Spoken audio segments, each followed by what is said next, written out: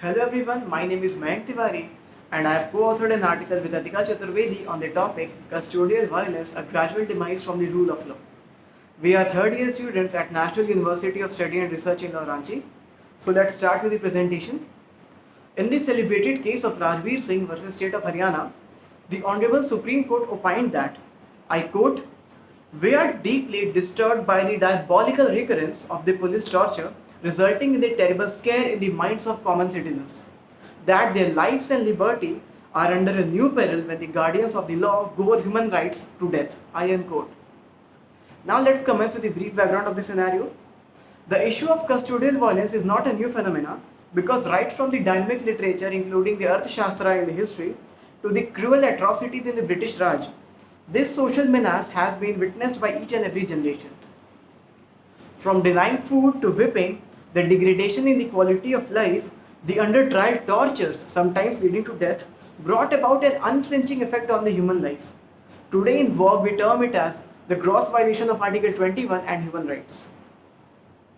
Now, to understand a social phenomena, we have to deal with the probable reasons which lead to the same.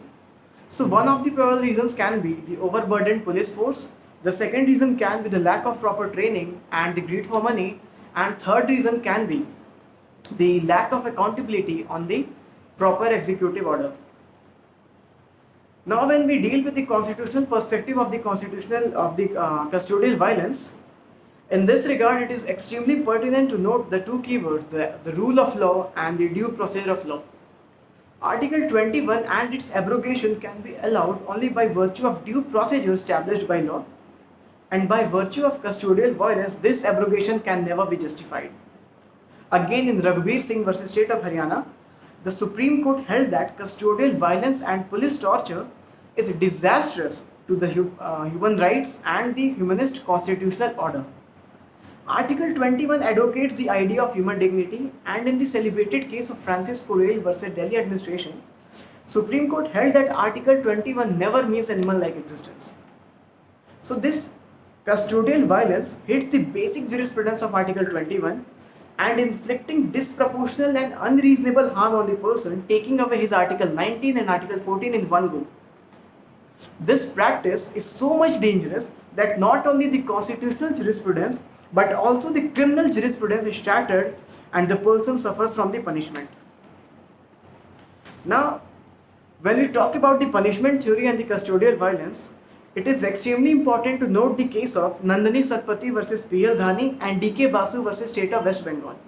In Nandini Satpathy, the Honorable Supreme Court elucidated the guidelines pertaining to Section 161 CRPC and Article 20 Clause 3 of the Constitution prohibiting self-incrimination. The idea of the compelled testimony was expanded and how the role of police by the use of physical and psychological torture resulted in the same. And when we talk about the case of D.K. Basu, the term brutality was discussed and it was held to be against the spirit of Article 21. So basically these two cases derived its essence from the US case of Miranda versus Arizona. Therefore, from this we can infer that the importance of separation of powers in the working mechanism and the pragmatic conduct of the police is extremely necessary to maintain the academic order. And finally, before ending with these suggestions, it is extremely important to talk about the human rights perspective of the custodial violence. The term human rights has its essence enshrined in our constitution.